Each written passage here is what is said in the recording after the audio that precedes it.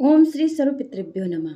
मौनी अमावस्या 9 फरवरी को है और 10 फरवरी से गुप्त नवरात्रि प्रारंभ हो जाएगी। वर्ष में 12 अमावस्याएं आती हैं। हर अमावस्या का महत्व होता है। सोमवार को हो तो सोमवती, मंगलवार को हो भौम, इसलिए अश्वनी जो पितरों की होती है। साथ ही हरियाली अमावस्या सावन में, इस तरह अमावस्याएं आती हैं और सबका महत्व होता है। मौनी अमावस्या जो शुक्रवार को पड़ रही है, ये अक्सर कम ही होता है और माता लक्ष्मी का दिन है। साथ ही मकर राशि में सूर्य और चंद्रमा है, बुध भी है, मंगल भी है। तो आप मौनी अमावस्या पे क्या विशेष करेंगे और मौनी अमावस्या क्यों महत्व रखती है? कहते हैं कि जब सृष्टि का निर्माण करना हुआ तो ब्रह्मा जी ने मानस पुत्र के रूप में मनु को उत्पन्न किया और वहीं से ही मनु, मुनि और मौनी हुआ। तो मौनी का मतलब यहाँ पर है कि जब हम इंटरनल रूप से, आंतरिक रूप से शांत हों, साथ ही कायिक, वाचिक, मानसिक रूप से भी शांत हों और शुद्ध हों, अर्थात कि ये विचार हमारे मन पर आकर दस्तक ही ना दें और वो हमारे मौन की परम अवस्था होगी।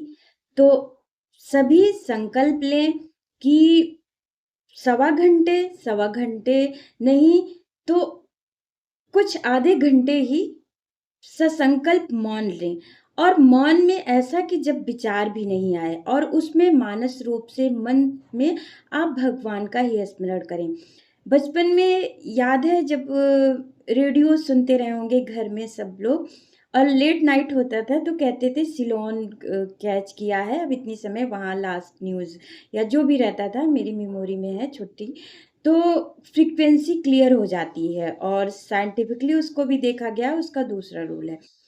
जब यही दिन में होता था तो बहुत सी फ्रीक्वेंसी क्लियर ही नहीं होती थी और खड़खड़ाहट होती थी। इसी तरह हमारा मन है, जब इसमें विचार आते रहते हैं तो हम ईश्वर से भी तादात्म्य नहीं कर पाते और सच में हम क्या हैं, हम इसे भी भूल जाते हैं। तो ये जो मौन रूप होता है वो ईश्वर से हमें डायरेक्ट जोड़ता है और हमें इंट्यूशन भी होने लगता है। और अक्सर लोग कहते नहीं कि जो मैं सोचती हूँ वो चीज़ें घटने लगती हैं। क्यों? हमारा खुद से भी तादात्म्य होता है और फिर ईश्वर से ही। तो मौनी अमावस्या ने ब्रह्मा जी ने मानस रूप में मनु को उत्पन्न किया। हमें क्या करना है? पितर हैं और पितर को माना गया है कि हमारे साक्षात देवता हैं, जिस कुल, जिस जाति, धर्म, गोत्र में हम जन्म लेते हैं। और सभी ने देखा होगा कि यदि माता पिता कभी अपने बच्चों के लिए बुरा तो सोचते नहीं हैं। अब हमारे पितर हमारे लिए कैसे बुरा सोचेंगे? तो महीने में 1 दिन आता है, उनके निमित्त थोड़े दान कर लीजिए। दूसरी बात है कि यदि कुंडली में राहु शनि के साथ बैठा हुआ है या शनि केतु के साथ बैठा हुआ है या ग्रहण दोष बना हुआ है या ये इनके नक्षत्रों में भी बैठे हुए हैं या इनकी महादशा अंतरदशा प्रत्यंतर दशा भी चल रही होगी, तो कहीं ना कहीं मातृदोष, पितृदोष, पिशाच दोष आदि बनते हैं। तो इनके निमित्त हमें करना चाहिए। अक्सर देखा जाता है कि जो हमारी योग्यता है, हम योग्यता के अनुरूप चीज़ों को नहीं पा पाते हैं। घर में बहुत चीज़ें डिले होती रहती हैं, एक्सीडेंट होता है या दवाइयों में खर्च होता रहता है या बच्चे हो रहे हैं लेकिन वो उस हिसाब से नहीं रह रहे जिस तरह पेरेंट हैं। ऐसी बहुत सी चीज़ें हैं जो दिखाई जाती हैं कि कहीं न कहीं हमारे प्रारब्ध या हमारे पितरों से ये पीड़ित है।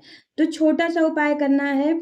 माना जाता है कि अमावस्या में पितर 12 बजे तक आते हैं, 12 बजे के बाद वो चले जाते हैं और साक्षात देवता के रूप में सूर्य को ही हमें साक्षी मानना पड़ता है और सूर्य को साक्षी मानते हुए पितरों से।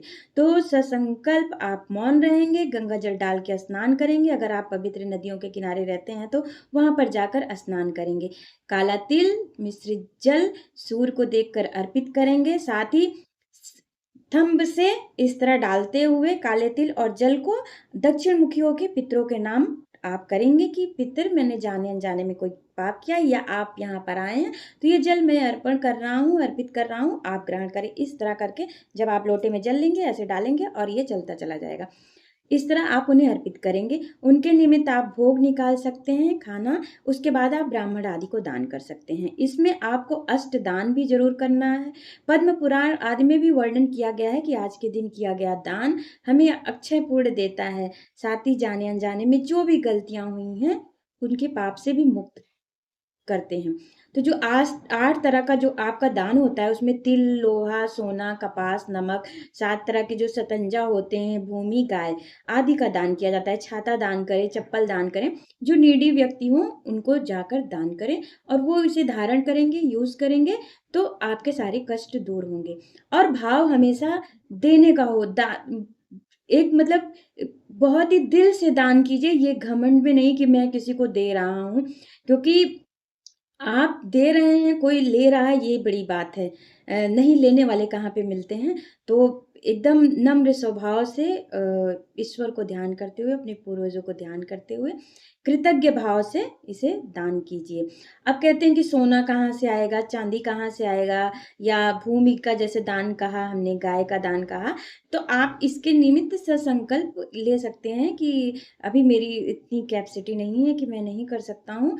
जीवन में कभी हुआ तो ज़रूर करूँगा, लेकिन आज मैं इतने रुपए स्वर्ण के रूप में, इतने गाय के रूप में और इतनी भूमि के रूप में इस तरह करते हुए करें और नीडी व्यक्तियों की मदद करें और मन विचार से संतुलित हों।